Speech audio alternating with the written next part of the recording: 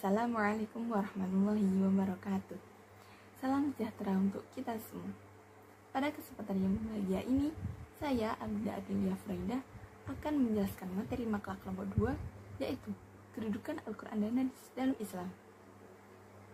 Baik, langsung saja yang pertama. Definisi Al-Quran dan Hadis. Sebelum memasuki materi, apakah teman-teman tahu apa itu Al-Quran dan Hadis? Ya, benar sekali. Al-Quran merupakan kalamullah yang diturunkan kepada Nabi Muhammad melalui perantara malaikat Jibril secara mutawatir, dan membacanya adalah ibadah. Hadis secara bahasa adalah sesuatu yang baru, sesuatu yang dekat, atau waktu yang singkat. Sedangkan hadis menurut istilah syara' ialah hal-hal yang baik yang datang dari Rasulullah, baik itu berupa fi'liyah, qauliyah, maupun takririyah. Baik, berikutnya saya akan menjelaskan tentang kedudukan Al-Quran.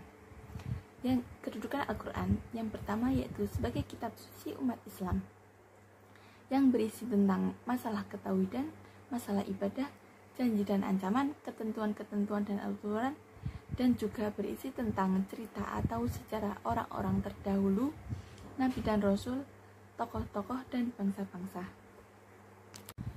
Kedudukan Al-Quran yang kedua yaitu sebagai sumber hukum Islam yang pertama dan utama.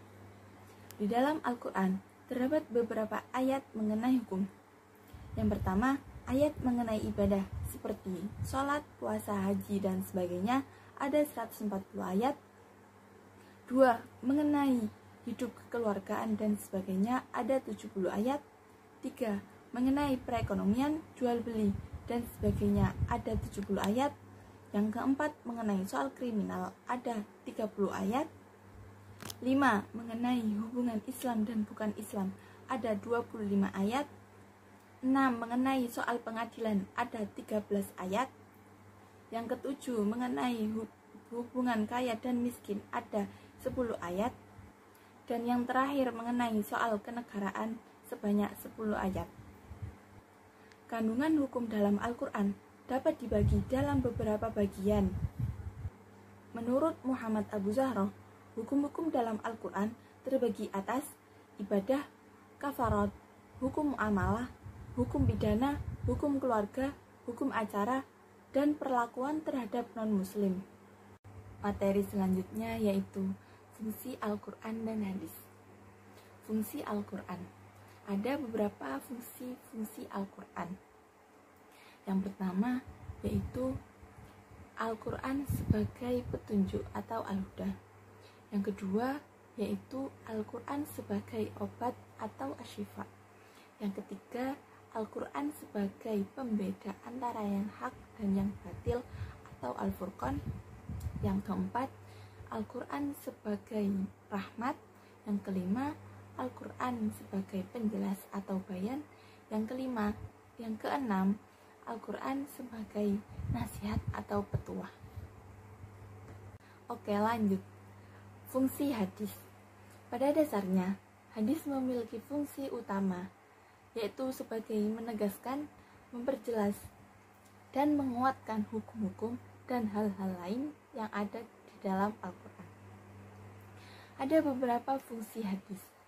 Yang pertama yaitu bayan at-takrir. Bayan at-takrir berarti memperjelas atau menguatkan isi yang ada di dalam Al-Quran.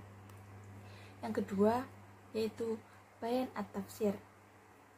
Bayan at-tafsir berarti menafsirkan isi Al-Quran yang masih bersifat mujmal, serta memberikan batasan-batasan kepada ayat yang bersifat mutlak. Yang ketiga yaitu bayan at-tasyri'. Bayan at-tasyri' berarti memberikan kepastian hukum Islam yang tidak ada di dalam Al-Quran. Dan yang keempat yaitu bayan nasakh. Nasakh artinya menghapus atau mengganti.